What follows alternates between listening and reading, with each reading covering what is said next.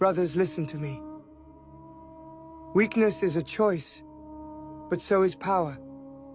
The world does not give us anything willingly.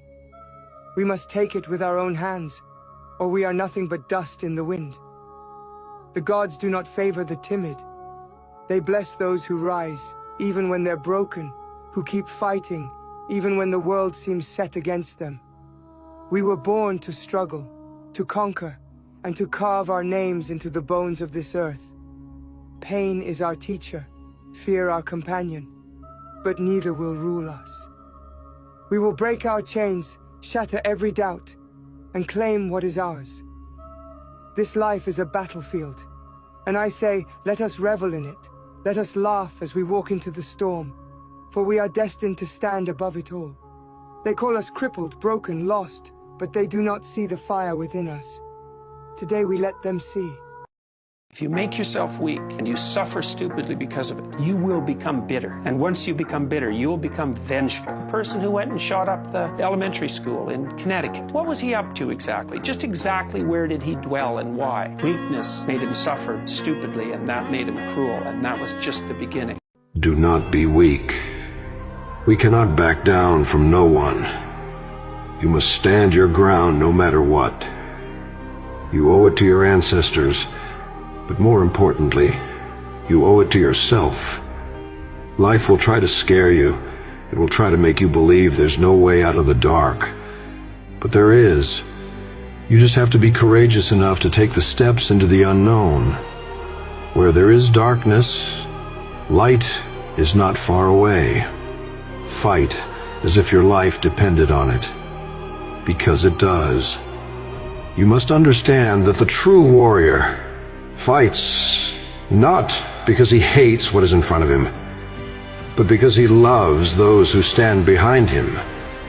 So I urge you again, soldier, march forward and don't let anything stop you. March forward and protect those dearest to you. March forward and conquer.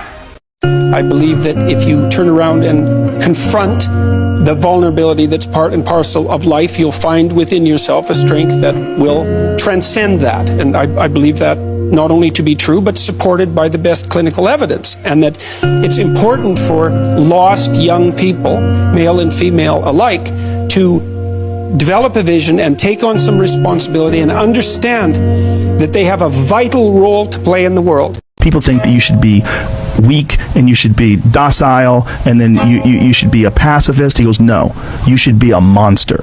He said you should be a monster, you should be ruthlessly ambitious, and then learn how to control it. It's better to be a warrior in a garden than a gardener in a war. Can't be strong if you're weak. Yeah. If you're weak, you're fucked. See, be very careful who you show your weaknesses to. Even more, be careful who you give access to the doors you have unlocked. Because there are some people who will pretend to be a neighbor who will end up being a robber. You've got to be careful who you let see you when you're vulnerable. Because everybody who tells you they have your back, you'll look back and they'll be way back, stabbing you in the back. Backstabbers. The devil is not attacking you because you are weak. The devil is attacking you because you are a threat, because there is something valuable inside you. Remember, thieves don't try to break into empty houses. The devil couldn't take you out, so he's trying to wear you out. So don't you ever give in, because the tide is about to turn in your favor. God knows you're tired. He knows you're trying. Put him first. Trust him. He will make a way. Even when you aren't sure of the outcome, you can be sure of your God. He is with you. He is for you. And he is working all things together for your good. If you agree, comment amen and join the Life Lifts movement to grow every day. Showing weakness can be a strength too. Not weakness, vulnerability. That's a whole different thing. To admit to to admit to the fact that you're vulnerable, that's a form of courage. That's not a form of weakness. But that leads you to take whatever steps are necessary to deal with that problem. It isn't some facade vulnerable. No one is in by any stretch of the imagination. And to stand up and face that is the best route that you have. He recognized he had a weakness. Not a flaw, he had a weakness. And he said, I must figure out how to make this weakness my strength. Now, what a lot of individuals do is they'll take their weakness and make it into their strengths, but they stop working on their strengths and they don't advance all of those things. That's a very key component there. Recognize your weakness. Recognize what you're not good at, what you're not talented at. Do you have the ability to raise that level? And there's some things most people just don't. A lot of the weaknesses you can work on, but there's some weaknesses that are just your weaknesses. Now, how do you work with those things? You find individuals around you who have your weakness is their strength. And now they can carry you or carry the team, carry the staff, whatever you need in order to still get that win.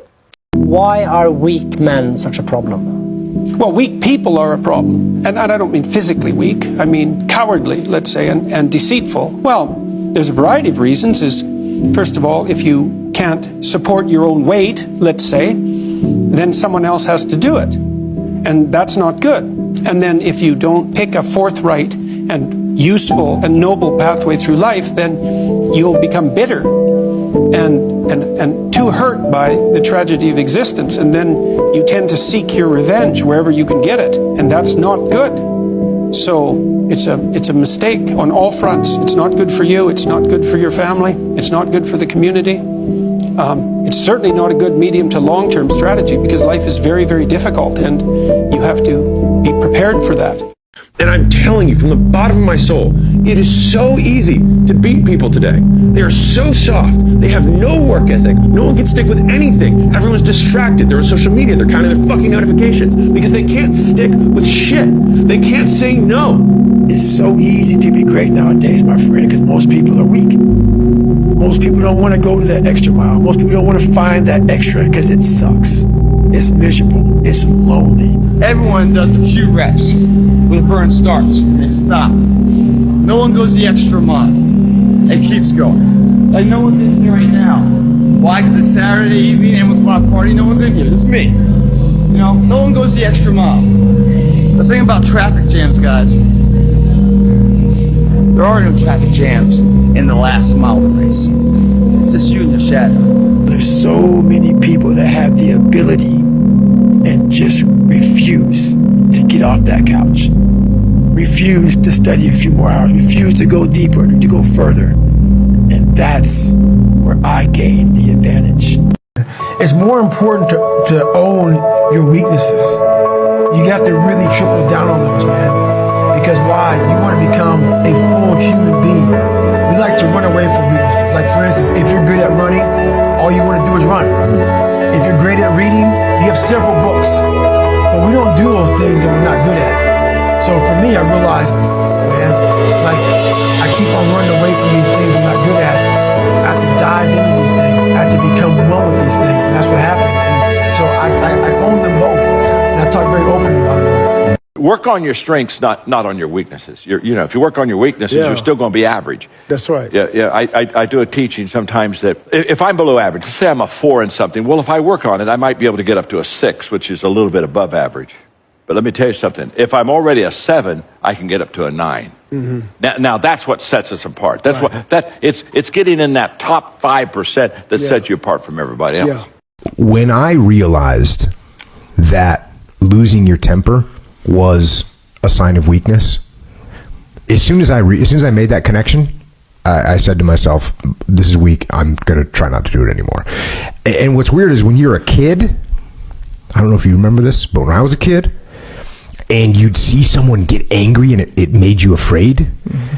And so for a while, I saw it as like a power. Mm-hmm. You know, it's kind of a way to achieve power, that you can lose your temper and then all of a sudden you have this extra strength. And so when you're a little kid, And when I say a little kid, I mean, when I was 13, 14 years old, I thought, hey, if I could get that rage going and people are scared like I used to feel, that's a positive thing. You have these great strengths, but I know my weaknesses and failings and vulnerabilities as well. Right. And you kind of own both. Right. Do you think that's important? Very important. It's more important to own your weaknesses. You have to really triple down on those, man. Because why? You want to become a full human being. We like to run away from weaknesses. For instance, if you're good at running, all you want to do is run. If you're great at reading, you have several books. But we don't do those things that we're not good at. So for me, I realized, shit, man, I keep on running away from these things I'm not good at. I have to dive into these things. I have to become one with these things. And that's what happened. And I own them both. And I talk very openly about them both.